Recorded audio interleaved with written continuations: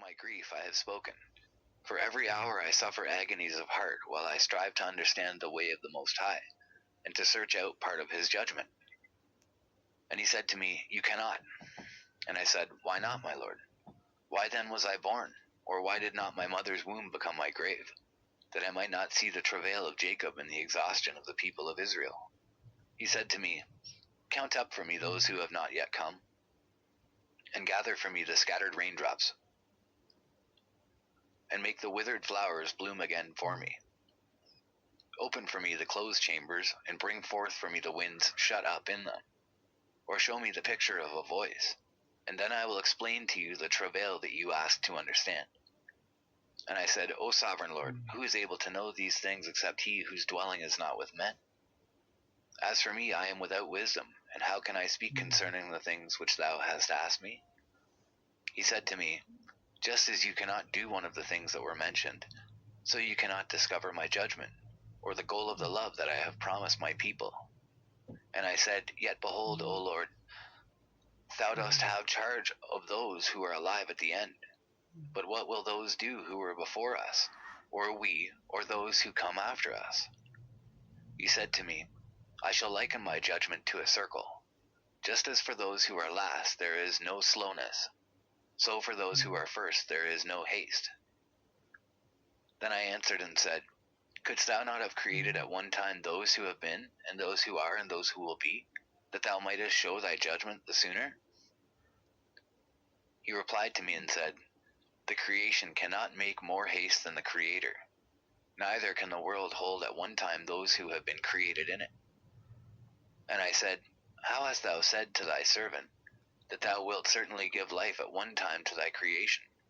If therefore all creatures will live at one time, and the creation will sustain them, it might even now be able to support all of them present at one time. He said to me, Ask a woman's womb and say to it, If you bear 10 children, why one after another? Request it therefore to produce 10 at one time. I said, Of course it cannot, but only each in its own time. He said to me, Even so have I given the womb of the earth to those who from time to time are sown in it. For as an infant does not bring forth, and a woman who has become old does not bring forth any longer, so have I organized the world which I created. Then I inquired and said, Since thou hast now given me the opportunity, let me speak before thee. Is our mother, of whom thou hast told me, still young, or is she now approaching old age? He replied to me, Ask a woman who bears children, and she will tell you. Say to her, Why are those whom you have borne recently not like those whom you bore before, but smaller in stature?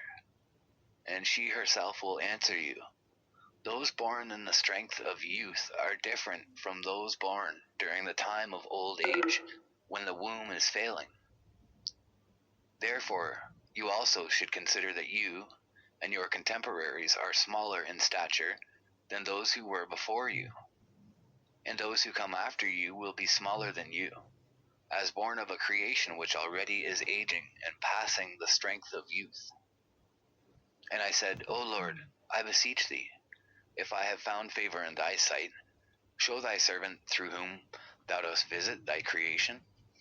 And he said to me, At the beginning of the circle of the earth, before the portals of the world were in place, and before the assembled winds blew, and before the rumblings of thunder sounded, and before the flashes of lightning shone, and before the foundations of paradise were laid, and before the beautiful flowers were seen, and before the powers of movement were established, and before the innumerable hosts of angels were gathered together, and before the heights of the air were lifted up, and before the measurements of the firmaments were named, and before the footstool of Zion was established, and before the present years were reckoned, and before the imaginations of those who now sin were estranged, and before those who stored up treasures of faith were sealed. Then I planned these things, and they were made through me and not through another, just as the end shall come through me and not through another. And I answered and said, What will be the dividing of the times? Or when will be the end of the first age and the beginning of the age that follows? He said to me, From Abraham to Isaac, because from him were born Jacob and Esau. For Jacob's hand held Esau's heel from the beginning.